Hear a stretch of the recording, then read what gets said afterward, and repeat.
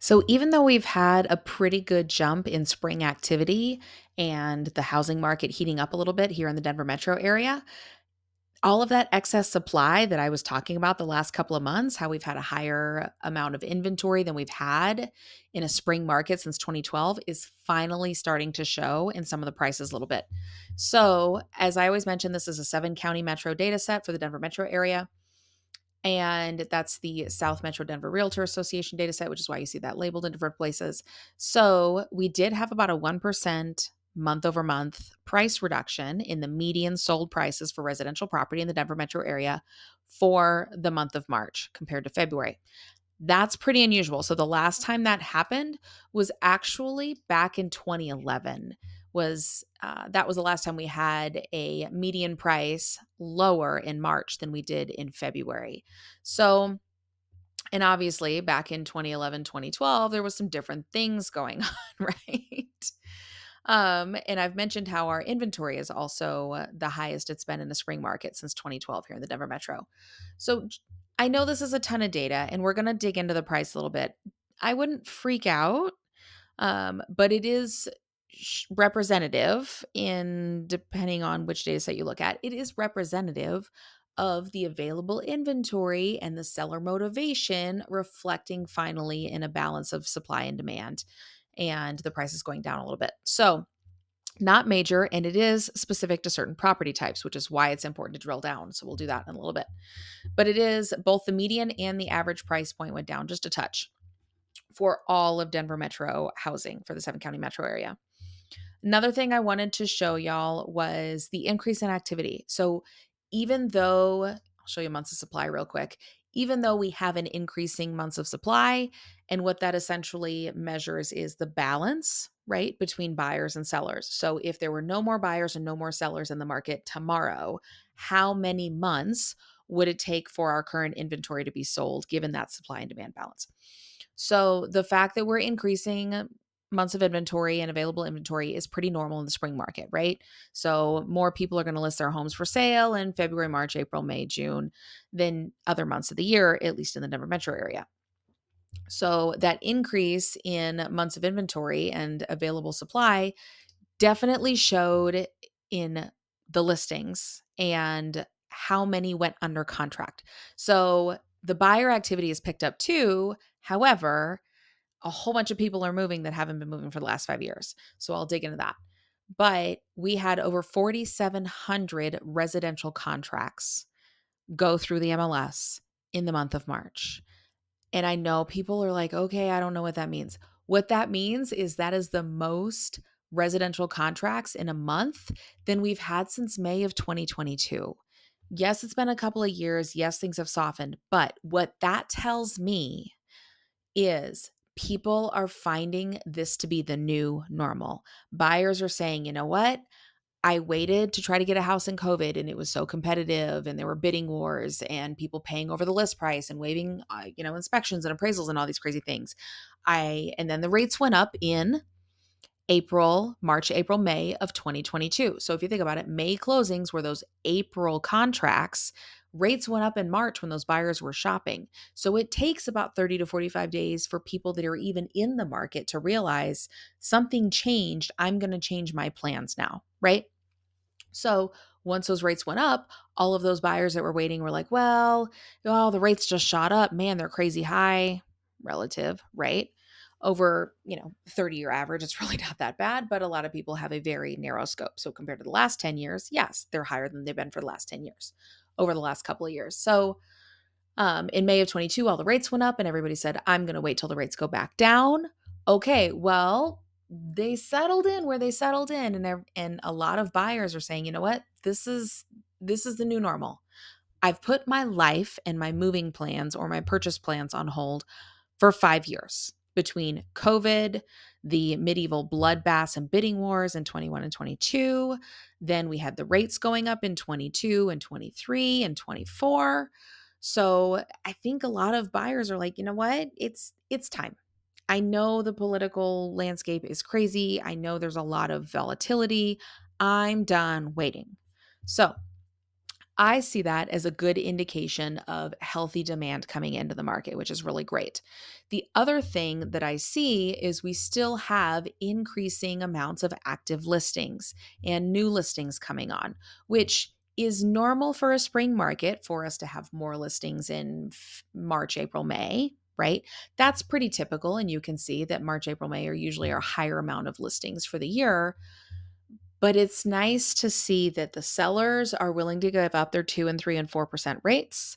And the buyers are saying, I know it's expensive. I know affordability is tough, but I think I want to go do this. Like, I'm going to go through it. It's going to suck. I've waited so long. Sellers, I've waited so long to move. I should have moved a long time ago. I didn't want to let go of my rate. So, all of those life changes that people have put on hold for 5 years now are finally starting to just bust at the seams. And people are like, I got to move. We're doing this. So, however, because we still have this higher months of supply than we have had in a period of time, like it's not a ton, but keep in mind, look at the last 12 years, right? So back to 2012 was the last time we had, and it was much higher in 2012, we were at 4 months, but still for over a decade, we haven't had this kind of months of supply in a spring market, which means buyers have not had this many choices. And you can see on the pendings, we've had that amount of buyers through this kind of market. We've had that kind of monthly contract volume. So this is more sellers and the normal amount of buyers, or relative to a spring market over the last decade, minus the last couple of years.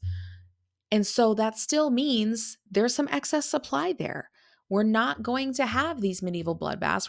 I have seen some bidding wars. It's unusual, but I've seen a couple. Hey, 2, 3, 4 offers on, honestly, my last listing in February, I was amazed. We had 8 showings and we got 5 offers, which I was not expecting, but that was a pristine property priced aggressively that was professionally staged and looked extremely good, right? So that was that cherry on top, perfect score. And it showed, and the market responded accordingly because it was priced appropriately and it was in immaculate condition.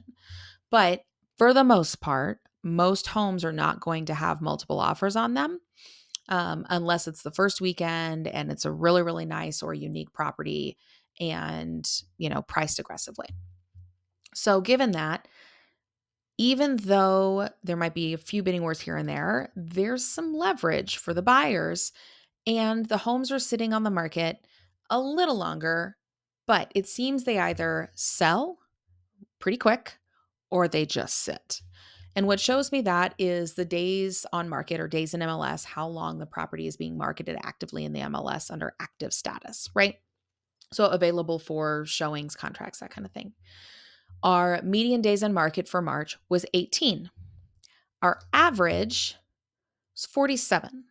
So the longer that gap and the bigger that difference between the median and the average shows me that, especially as that median starts to go down in this time of year and buyers make quicker purchase decisions and things are kind of moving along quicker, as long as sellers are realistic and presenting, promoting, pricing, and positioning their property really well, as I always talk about. Link down below to the 4Ps, selling your house faster. So as long as they're doing those things, they're going to sell on the quicker end of that spectrum, that 16, 18 days, right? However, the average ones, the ones that don't do that, are going to sit, and they are sitting so much longer that by the time you take into account the ones that are selling quick and average them out with those ones that are selling longer, it's still a much larger number. So that tells me if it doesn't sell within those first 2 to 3 weeks, it may sit for a while. Okay. And after 2 to 3 weeks, buyers are going to expect a price drop anyway. They're going to start negotiating. They're start asking you for a lot more things. And our concessions for the month of March were between $3,000 for median concession amount and then up to $6,500 for average concession amount. So buyers are negotiating, and they should be. They have choices. They have leverage they haven't had for many, many, many springs. So a lot of these leverage opportunities are typically there in the second half of the year, but through these busier times that we've had the last decade or so, the buyers haven't had those opportunities to negotiate not only on price and concessions, but other items in a spring aggressive market, right? They've had a lot more competition. So, minus the last couple of years have been a little bit more indicative and settling out, but now they have even more choices, which is really, really nice. So, all of that to say, it is the closest that we've had to a balanced market in a very, very, very long time. Okay. Historically, a lot of real estate experts will always say, oh, 6 months of inventory is a balanced market. I don't really think so. I think a lot of that data was set way back before we had online MLS and Zillow and Redfin and Realtor and all of these IDX syndication sites, and that people couldn't find properties quite as quickly. The entire market process moves so much quicker now, and people are buying and selling, that I really feel like a balanced market is closer to 3 to 4 months of inventory. And we're not far from three as a general rule. So it's definitely interesting. It's a different market dynamic for my buyers as well as for the sellers. I'm having to set much more realistic expectations. So what I do want to mention for my sellers, we're going to rein this in a little bit. That's way too much data. Sorry, guys. I'll even bring it into 3 years. So what I do want to mention for my sellers is showings to pending. So how many showings is it taking to get under contract, right? That's going to be median is 10, average is a little closer to 15.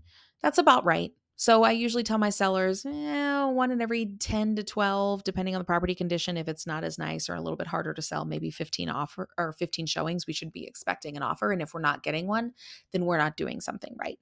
But just because 3 people look at your house and you don't get an offer doesn't mean there's something wrong with it. But do pay attention to the feedback. Shows per listing, activity is going up a little bit, which is nice. So, and that's indicative of the seasonality in the market. But all of this is big picture, right? So this is all residential property, single family, condo, townhome, duplex, multifamily, all of these things. What I want to show you is splitting those out. So starting with the same tab that we were on, the showings per listing per month. This is why having an agent that actually looks not only at the data as a whole, but down to your specific property type. And this is property type by 7 county metro. I even pull them down to neighborhoods for my individual sellers and for my buyers that are looking in very specific areas, because this is how you know if you're on track, off track, or what to expect, especially when you're selling your house. And it's really critical because I was saying, okay, about 6 showings per listing, right? Well, your single family homes are in the blue line. Your attached homes, so condo, townhouse, multifamily, duplex, all of those are on the red line. So your attached houses are getting a little more than half as many showings per month. That's not unusual, but you can see in a lot of areas that wasn't the case. And it's not going to go way back because a lot of the showing time data is not that far back. But it's definitely something to be aware of and at least understand an expectation, right? Of how many showings should I expect per month for my property type in my area, all those things. So when I run these for my sellers, I drill these down to a much smaller area than just a 7 county metro. So we have better data to look at for their particular house. So here's where the interesting thing goes when you're splitting out attached homes versus detached homes. Detached homes being single family, traditional single family. So you know that price I mentioned? It actually, the average price was almost flat, less than $1,000 or right at $1,000 difference, pretty close, February to March. But your average price on your attached properties went from 449.8, so almost 450, down to 428.9, so almost 429. So that total number dropped all because of the major impact, or mostly because of the major price change for the attached properties. And the median, you can see on the house price, actually went up, which is what I would kind of expect this time of year. Went up 10K, 1.5%. Okay. So that's a little bit more typical for seasonal price increases this time of year. Going down in March definitely is not as common. So the attached homes are a big thing. We're going to talk a little bit more about that going forward too. Pending listings, you can see everything's up, but single families are definitely taking off and the attached are going up too. So even though the prices are going down, there's still activity on those properties. That's a good sign. Some of the reasons the prices are going down, we'll talk about. Days in MLS, same kind of thing. They're still going, taking maybe a week longer on median, and then on average, about the same, about another week. So anyway, that's just a quick snapshot that based on property type. And then when you drill that down by area, by neighborhood, that can totally change too. So looking at the right information when you're going to sell your house is really important to understand. Am I getting the right amount of showings that are typical for my area? For this time of year, for my price point, for my property type, all of these things. So you know what to expect. And if you're not getting those, what's the reason why? What's the feedback that you're getting? Is there something else working against you? Is there another barrier that needs to be overcome when you're selling your house? All of those things are really important to know.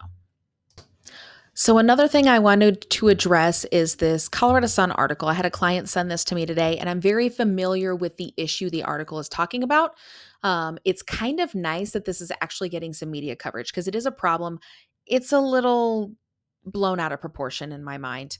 I wouldn't call them unsellable condos, but there's a growing number of attached properties, condos, townhomes, depending on the legal description. A lot of townhomes are actually legally classified as condo declarations.